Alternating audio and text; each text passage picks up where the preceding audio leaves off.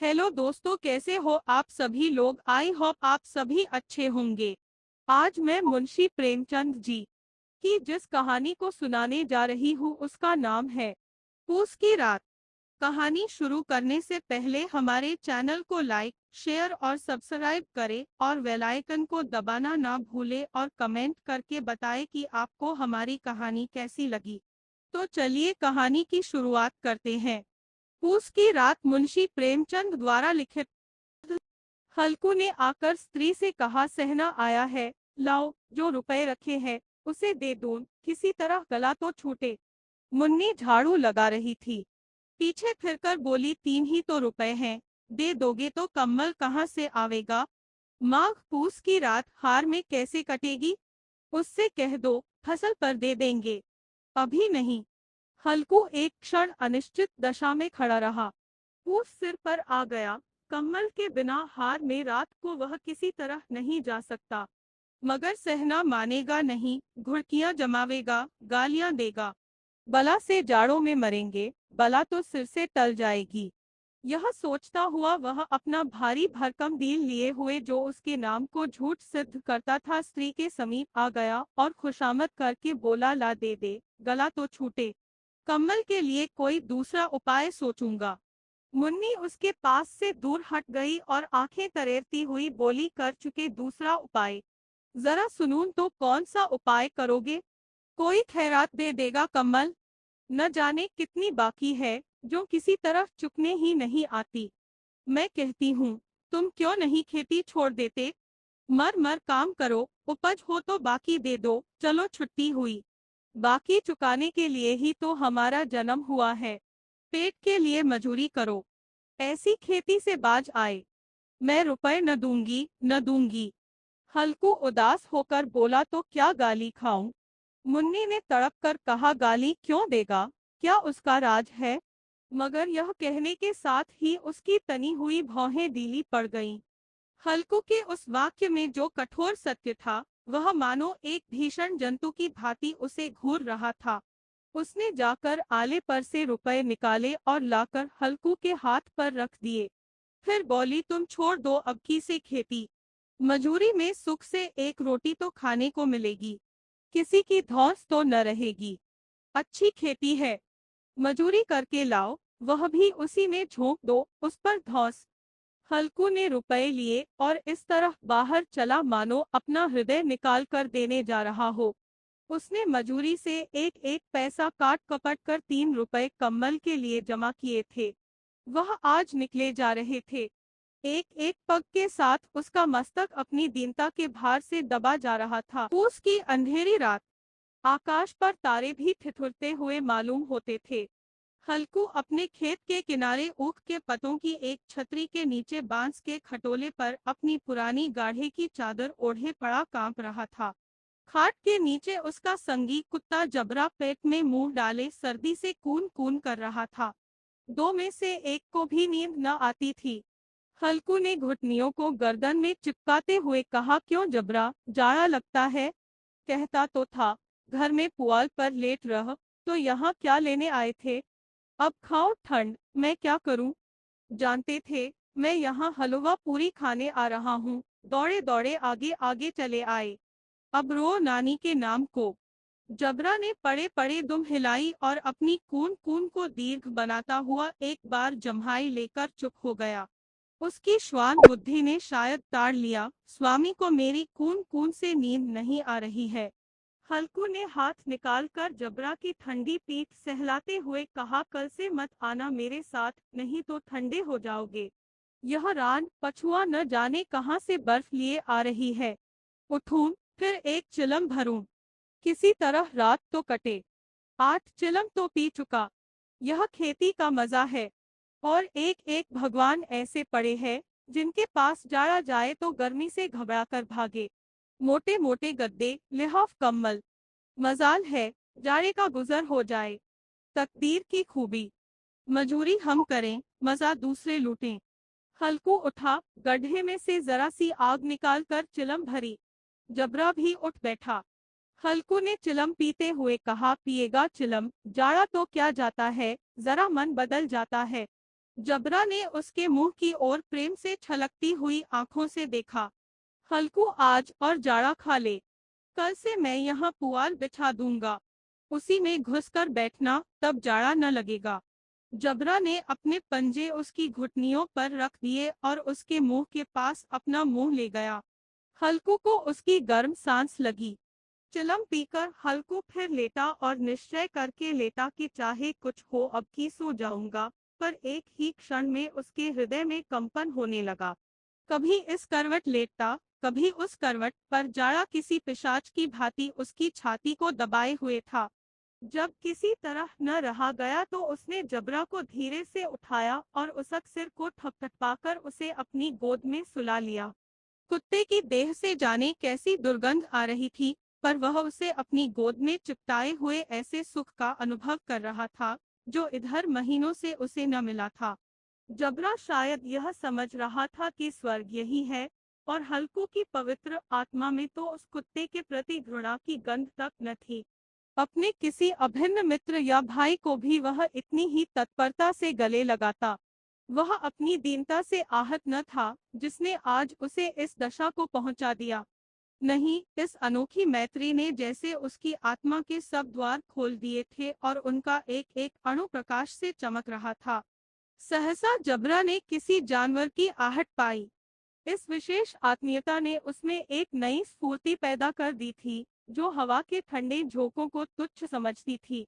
वह झपट कर उठा और छपरी से बाहर आकर भूंकने लगा।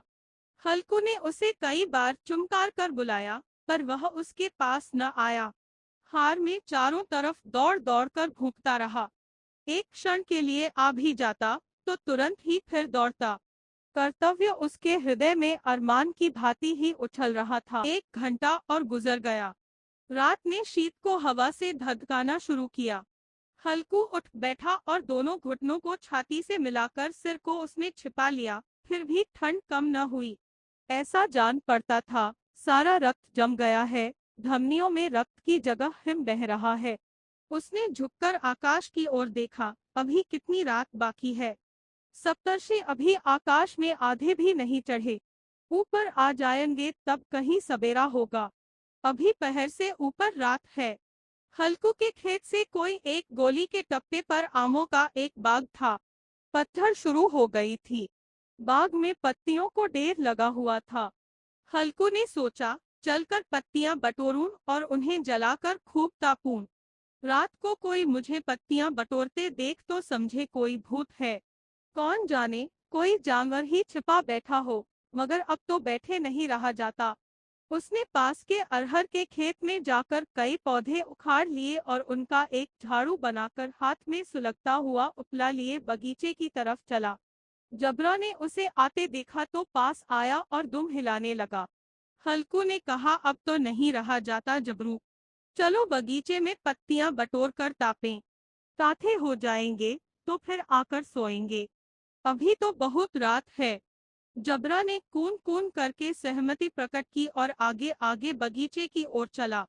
बगीचे में खूब अंधेरा छाया हुआ था और अंधकार में निर्दय पवन पत्तियों को कुचलता हुआ चला जाता था। वृक्षों से ओस की बूंदें टप टप नीचे टपक रही थीं। एकाएक एक झोंका मेहंदी के फूलों की खुशबू लिए हुए आया। हल्कू ने कहा, कैसी अच्छी महक आई जबरू, तुम्हारी नाक में भी तो सुगंध आ रही है। जबरा को कहीं जमीन पर एक हड्डी पड़ी मिल गई थी। उसे चिंचोड़ रहा था। हल्कू ने आग जमीन पर रख दी और पत्तियां बटोरने लगा। जरा देर में पत्तियों का ढेर लग गया। हाथ ठिठुरे जाते थे, नंगे पांव गले जाते थे, और वह पत्तियों का पहाड़ खड़ा कर रहा था। इसी अलाव में वह ठंड को जलाकर भस्म कर देगा। थोड़ी देर में अलाव जल उठा। उसकी लौ ऊपर वाले वृक्ष की पत्तियों को छू छू कर भागने लगी। उस अस्थिर प्रकाश में बगीचे के विशाल वृक्ष ऐसे मालूम होते थे मानो उस अथाह अंधकार को अपने सिरों पर संभाले हुए हो। अंधकार के उस अनंत सागर में यह प्रकाश एक नौका के समान हिलता मचलता हुआ जान पड़ता था। हल्कू अलाव के सामने बैठा आग ताप रहा था। एक क्षण में उसने दोहर उताकर बगल में दबा ली, दोनों पांव फैला दिए, मानो ठंड को ललकार रहा हो, तेरे जी में जो आए सो कर। ठंड की असीम शक्ति पर विजय पाकर वह विजय गर्व को हृदय में छिपा न सकता था। उसने जबरा से कहा, क्यों जब्बर, अब ठंड नहीं लग रही है? जब्बर ने कून कून करके मानो कहा, अब क्या ठंड लगती ही रहेगी? पहले से यह उपाय न सूझा, नहीं इतनी ठंड क्यों खाते? जब्बर ने पूंछ हिलाई। अच्छा आओ, इस अलाव को कूदकर पार करें, देखें कौन निकल जाता है। अगर जल गए बच्चा तो मैं दवा न करूंगा। जब्बर ने उस अग्निराशि की ओर कातर नेत्रों से देखा। मुन्नी से कल न कह देना, नहीं तो लड़ाई करेगी। यह कहता हुआ वह उछला और उस अलाव के ऊपर से साफ निकल गया। पैरों में जरा लपट लगी, पर वह कोई बात न थी। जबरा आग के गिर्द घूमकर उसके पास आ खड़ा हुआ। हल्कू ने कहा, चलो चलो, इसकी सही नहीं, ऊपर से कूद कर आओ। वह फिर कूदा और अलाव के इस पार आ गया। पत्तियां जल चुकी थीं। बगीचे में फिर अंधेरा छा गया था। राख के नीचे कुछ कुछ आग बाकी थी, जो हवा का झोंका आ जाने पर जरा जाग उठती थी, पर एक क्षण में फिर आंखें बंद कर लेती थी। हल्कू ने फिर चादर ओढ़ ली और गर्म राख के पास बैठा हुआ एक गीत गुनगुनाने लगा। उसके बदन में गर्मी आ गई थी, पर ज्यों-ज्यों शीत बढ़ती जाती थी, उसे आलस्य दबाए लेता था। जबरा जोर से भूंकर खेत की ओर भागा। हल्कू को ऐसा मालूम हुआ कि जानवरों का एक झुंड खेत में आया है। शायद नीलगायों का झुंड था। उनके कूदने दौड़ने की आवाजें साफ कान में आ रही थी। फिर ऐसा मालूम हुआ कि खेत में चर रही हैं। उनके चबाने की आवाज चर चर सुनाई देने लगी। उसने दिल में कहा, नहीं, जबरा के होते कोई जानवर खेत में नहीं आ सकता। नोच ही डाले, मुझे भ्रम हो रहा है। कहाँ? अब तो कुछ नहीं सुनाई देता। मुझे भी कैसा धोखा हुआ। उसने जोर से आवाज लगाई, जबरा जबरा। जबरा भूखता रहा, उसके पास न आया। फिर खेत के चरे जाने की आहट मिली। अब वह अपने को धोखा न दे सका। उसे अपनी जगह से हिलना जहर लग रहा था। कैसा दंडाया हुआ था। इस जाड़े पाले में खेत में जाना, जानवरों के पीछे दौड़ना असह्य जान पड़ा। वह अपनी जगह से न हिला। उसने जोर से आवाज लगाई, लिहो लिहो लिहो। जबरा फिर भूख उठा। जानवर खेत चर रहे थे। फसल तैयार है। कैसी अच्छी खेती थी, पर ये दुष्ट जानवर उसका सर्वनाश किए डालते हैं। हल्कू पक्का इरादा करके उठा और 2-3 कदम चला, पर एकाएक हवा का ऐसा ठंडा, चुभने वाला, बिच्छू के डंक का सा झोंका लगा कि वह फिर बुझते हुए अलाव के पास आ बैठा और राख को कुरेद कर अपनी ठंडी देह को गरमाने लगा। जबरा अपना गला फाड़ डालता था। नीलगायें खेत का सफाया किए डालती थीं और हल्कू गर्म राख के पास शांत बैठा हुआ था। अकर्मण्यता ने रस्सियों की भांति उसे चारों तरफ से जकड़ रखा था। उसी राख के पास गर्म जमीन पर वह चादर ओढ़ कर सो गया। सवेरे जब उसकी नींद खुली, तब चारों तरफ धूप फैल गई थी और मुन्नी कह रही थी, क्या आज सोते ही रहोगे? तुम यहाँ आकर रम गए और उधर सारा खेत चौपट हो गया। हल्कू ने उठकर कहा, क्या तू खेत से होकर आ रही है? मुन्नी बोली, हाँ, सारे खेत का सत्यानाश हो गया। भला ऐसा भी कोई सोता है? तुम्हारे यहाँ मड़ैया डालने से क्या हुआ? हल्कू ने बहाना किया, मैं मरते मरते बचा, तुझे अपने खेत की पड़ी है। पेट में ऐसा दर्द हुआ कि मैं ही जानता हूँ। दोनों फिर खेत के डांड पर आए। देखा, सारा खेत रौंदा पड़ा हुआ है और जबरा मड़ैया के नीचे चित लेटा है, मानो प्राण ही न हो। दोनों खेत की दशा देख रहे थे। मुन्नी के मुख पर उदासी छाई थी, पर हल्कू प्रसन्न था। मुन्नी ने चिंतित होकर कहा, अब मजूरी करके मालगुजारी भरनी पड़ेगी। हल्कू ने प्रसन्न मुख से कहा, रात को ठंड में यहाँ सोना तो न पड़ेगा।